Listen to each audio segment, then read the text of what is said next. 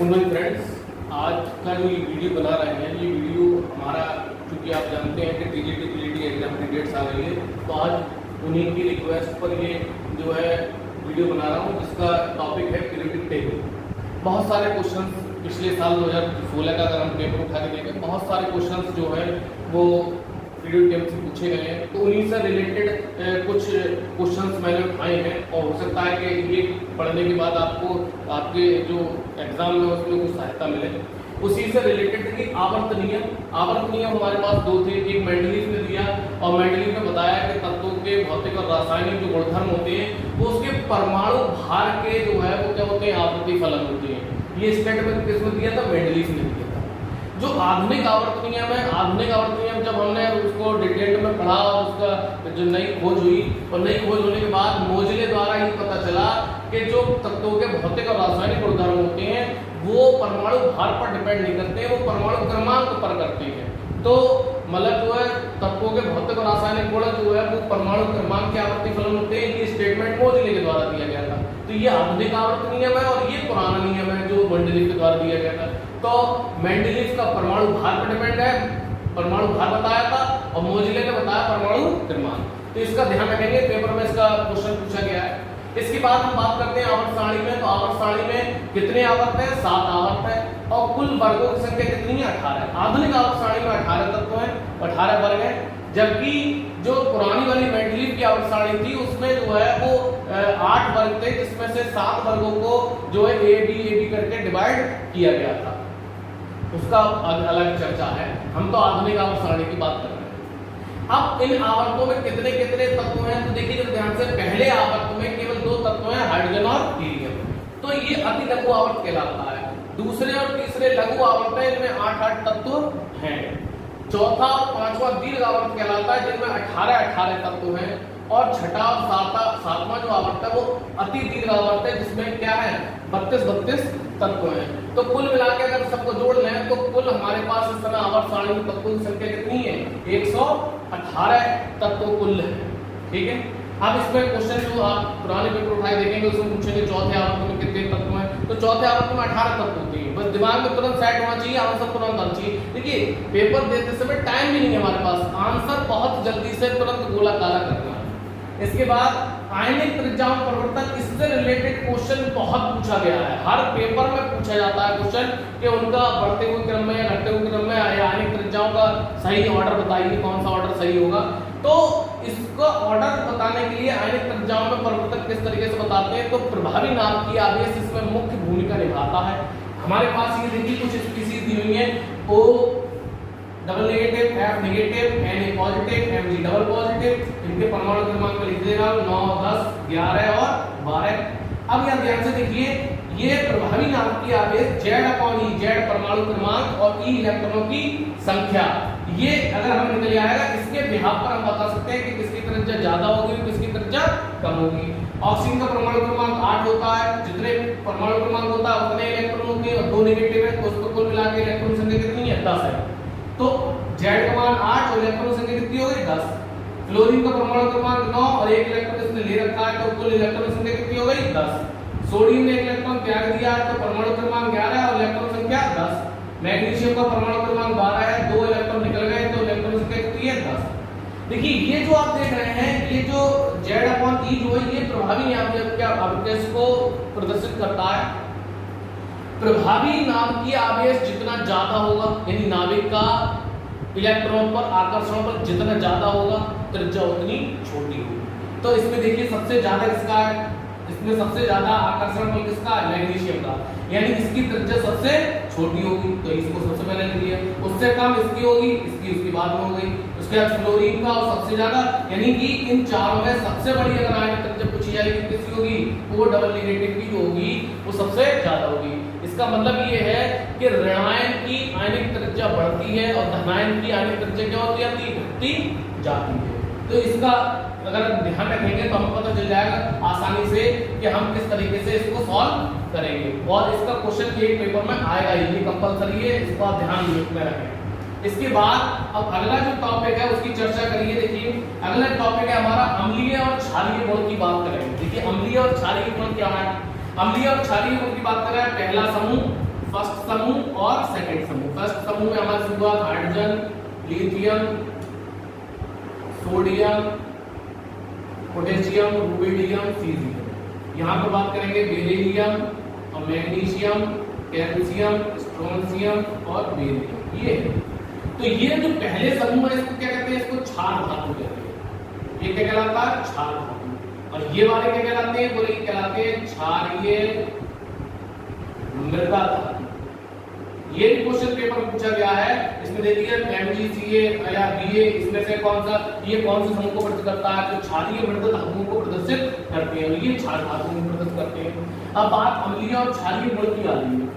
अम्लीय और क्षारीय गुण की आ रही है। देखिए जैसे आवर्त सारणी में बाएं से जब दाएं चलते हैं, जो Li, Mg, Li, फिर B के बाद है बोरॉन, फिर कार्बन, फिर नाइट्रोजन, फिर ऑक्सीजन, फिर क्लोरीन। अब इधर से इधर को जब चलेंगे तो यहाँ पर जो है वो हमारा क्षारीय गुण क्या होता है? घटता है। बाएं से दाएं चलते हैं, क्षारीय गुण घटता जाता है, अम्लीय गुण बढ़ता जाता है। तो यहाँ पर देखिए कि नाइट्रोजन, ऑक्सीजन, क्लोरीन ये सब कैसे हैं? ये सब अम्लीय, ये अम्लीय गुण प्रदर्शित करते हैं। इनके सभी के ऑक्साइड कैसे होंगे? अम्लीय होंगे। तो बाएं से आवर्त सारणी में बाएं से दाएं चलने पर क्षारीय गुण घटता है, अम्लीय गुण बढ़ता है। बोले वर्ग में क्या होगा? बोले वर्ग में ऊपर से नीचे जाने पर क्या होता है? ऊपर से नीचे जाने पर चूंकि कोषों की संख्या बढ़ती जाती है, इलेक्ट्रॉन आसानी से निकलते जाते हैं, तो जो जितनी आसानी से इलेक्ट्रॉन निकाल देगा उसका क्षारीय उतना ही ज्यादा होगा। तो यहाँ पर CS जो है वो मोस्ट बेसिक, सबसे ज्यादा क्षारीय जो होगा वो कौन सी होगी? सीजियम जो है सबसे ज्यादा क्षारीय, ये सबसे ज्यादा मोस्ट इलेक्ट्रोपॉजिटिव एलिमेंट कहा जाता है। इसी तरीके से समझ में आ गया होगा। बाएं से दाएं चलने पर क्या होता है? बाएं से दाएं चलने पर जो है वो हमारा क्षारीय गुण बढ़ता है, अम्लीय गुण बढ़ता है। उम्मीद है आपको ये समझ में आ गया होगा। बिल्कुल इसी के सेम धात्विक गुण है। धात्विक गुण चूंकि ये सभी धातुएं हैं, प्रथम और द्वितीय वर्ग में धातु दी हुई है, तो बाएं से दाएं चलने पर धात्विक गुण घटता है। अब ये देखिए B जो है वो हमारी क्या है? उपधातु है। B क्या है? उपधातु। तो लिथियम, बेरिलियम धातु है, बोरॉन उपधातु हो गई, कार्बन, नाइट्रोजन, ऑक्सीजन, क्लोरीन ये सब कैसे हो गए? ये सब अधातु है। ये सब कैसे हो गए? अधातु।